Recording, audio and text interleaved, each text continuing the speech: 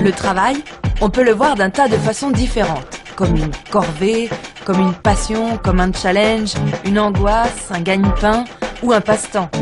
Pour les économistes, en général, le travail, c'est un marché. Dans 3 minutes, vous saurez tout, ou presque, sur le marché du travail. Imaginons un tout petit pays où sont installées 10 entreprises et où vivent 100 habitants en âge de travailler.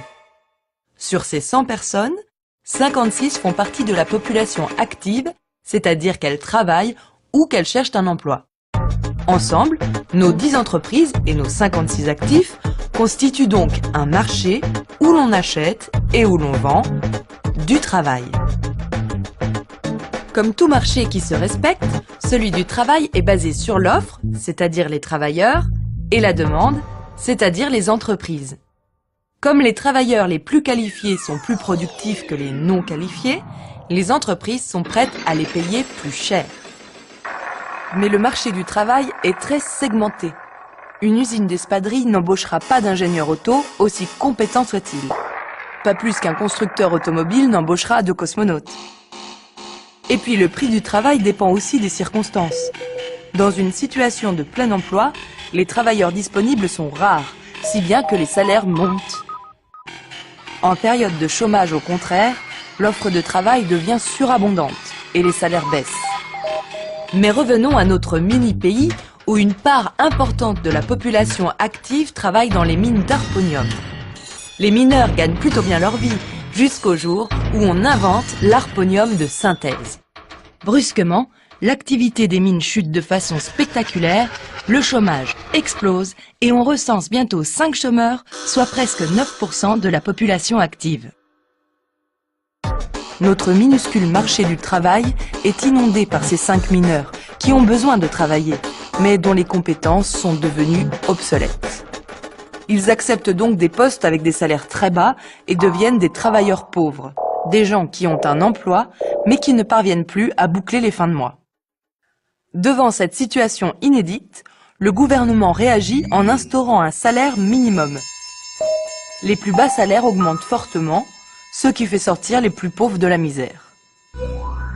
Le problème est que cette augmentation soudaine du coût du travail menace la compétitivité des entreprises. Si elles ne veulent pas augmenter leur prix, elles vont devoir faire des économies. Par exemple en remplaçant certains salariés par des machines ou en délocalisant la production vers des endroits où la main-d'œuvre est moins chère. Le salaire minimum améliore la situation des uns, mais risque de mettre les autres au chômage. Que faire ? En fait, on va imaginer non pas un, mais 3 pays minuscules confrontés au même problème. Que faire donc ?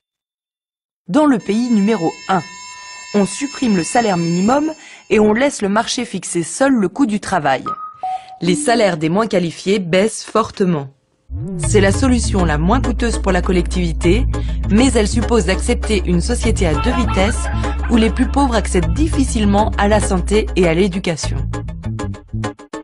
Pour comprendre ce qui se passe dans le pays numéro 2, il faut se souvenir qu'un salaire contient des cotisations sociales qui servent à financer l'assurance chômage, le système de santé et de retraite.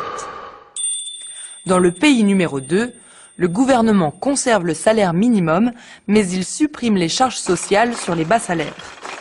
Grâce à cette exonération, le coût du travail non qualifié diminue pour les entreprises sans que le pouvoir d'achat des salariés ne baisse. Bref, tout le monde est content. Le problème de la solution numéro 2, c'est son coût. Les charges économisées par les entreprises sont compensées par l'État, et donc par les contribuables. Dans le pays numéro 3, le gouvernement considère qu'il faut augmenter la productivité des travailleurs non qualifiés en finançant des programmes de formation. C'est coûteux pour les salariés, les entreprises et l'État. Mais ça permet aux travailleurs et aux entreprises de s'adapter aux évolutions techniques de leur métier. Voilà, tiens, j'ai une petite devinette. Quelle solution faut-il choisir? La 1, la 2, la 3? Dans le monde réel, les 3 solutions coexistent. Elles sont privilégiées respectivement aux États-Unis, en France, au Danemark. Laquelle est la meilleure? Là, les économistes se grattent la barbe. Il est particulièrement difficile d'évaluer les effets à long terme des politiques publiques. Quels chiffres faut-il prendre en compte? Le taux de chômage? Le chômage de longue durée? La productivité? Et puis, au-delà des chiffres, ces solutions différentes résultent d'histoires nationales, de modèles économiques et de choix politiques différents. Le marché du travail, parce qu'il occupe une place sociale et humaine particulièrement forte, n'est pas un marché homogène. Il varie énormément d'un pays à un autre. Au fond, le travail, c'est un marché, d'accord, mais c'est aussi plein d'autres choses.